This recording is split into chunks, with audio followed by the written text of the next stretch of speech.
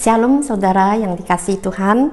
Kita lanjut melihat akan murid-murid setelah menyaksikan kenaikan Yesus ke surga. Lalu mereka kembali, rasul-rasul itu ke Yerusalem dari bukit yang disebut Bukit Zaitun, yang hanya seperjalanan sahabat jauhnya dari Yerusalem. Setelah mereka masuk ke kota, naiklah mereka ke ruang atas tempat mereka menumpang.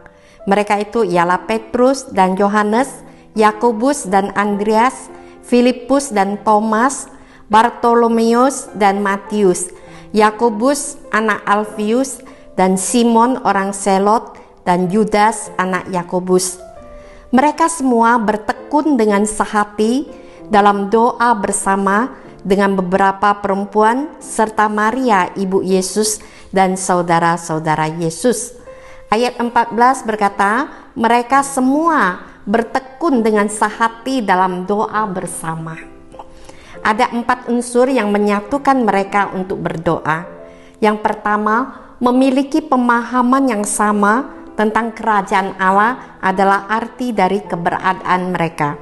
Ayat 3 dikatakan saat Yesus bangkit dari kematian, Dia 40 hari lamanya berulang-ulang menampakkan diri dan berbicara kepada mereka tentang kerajaan Allah. Jadi wawasan kerajaan itulah yang mempersatukan mereka. Yang kedua, mereka memiliki beban yang sama, yaitu menunggu datangnya Roh Kudus. Ayat 4 dikatakan Tuhan memesan mereka jangan meninggalkan Yerusalem, supaya mereka menantikan janji Bapa, yaitu datangnya Roh Kudus. Mereka memiliki misi yang sama, yaitu untuk menjadi saksinya. Karena Yesus berkata, jika Roh Kudus turun atas kamu, kamu akan menjadi saksi-saksiku di Yerusalem, di seluruh Yudea dan Samaria dan sampai ke ujung bumi.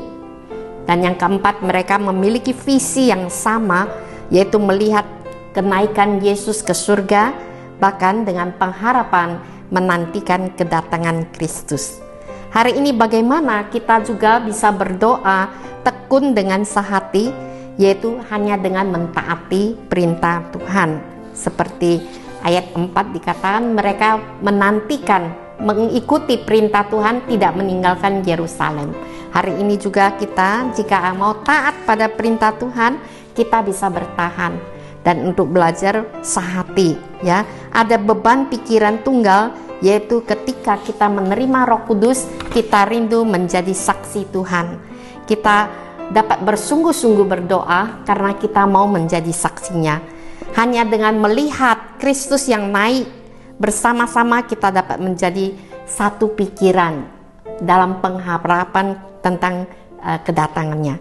Pekerjaan Tuhan hanya dapat diselesaikan oleh orang percaya dengan satu hati dan satu pikiran. Dengan kata lain, jika orang percaya tidak sehati dan sepikiran, itu akan menghancurkan pekerjaan Tuhan. Maka cara berdoa dengan tekun, dengan sehati, yaitu bertekun dalam ketaatan pada firman Tuhan, itu dapat kita lakukan dengan sungguh-sungguh. Yang kedua, memiliki konsentrasi terhadap misi Allah, yaitu menjadi saksi Tuhan. Dan kita bersama-sama berpengharapan menantikan kedatangan Tuhan. Hari ini kita sudah memiliki pengharapan itu, yaitu kita sama-sama menantikan kedatangan Tuhan Yesus yang kedua kalinya.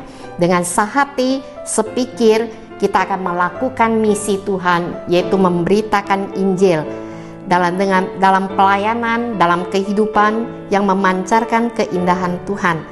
Kita akan bisa bertahan dalam menantikannya dan setia dalam melayani. Mari kita fokus pada panggilan ilahi yang Tuhan berikan bagi kita, dan kita taat pada firman-Nya akan menolong kita dapat sehati, sepikir untuk melayani dan memuliakan Tuhan. Tuhan berkati firman-Nya. Mari kita berdoa.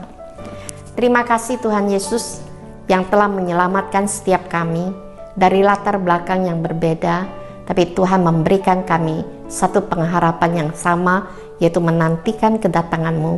Juga Tuhan memberikan misi yang sama untuk kami menjadi saksi Tuhan. Untuk itu Tuhan, kami mau melakukannya dengan sungguh-sungguh. Kiranya ini semua menolong kami boleh sehati sepikir karena memiliki wawasan kerajaan yang sama. Di dalam nama Tuhan Yesus, kami mengucap syukur dan berdoa. Amin.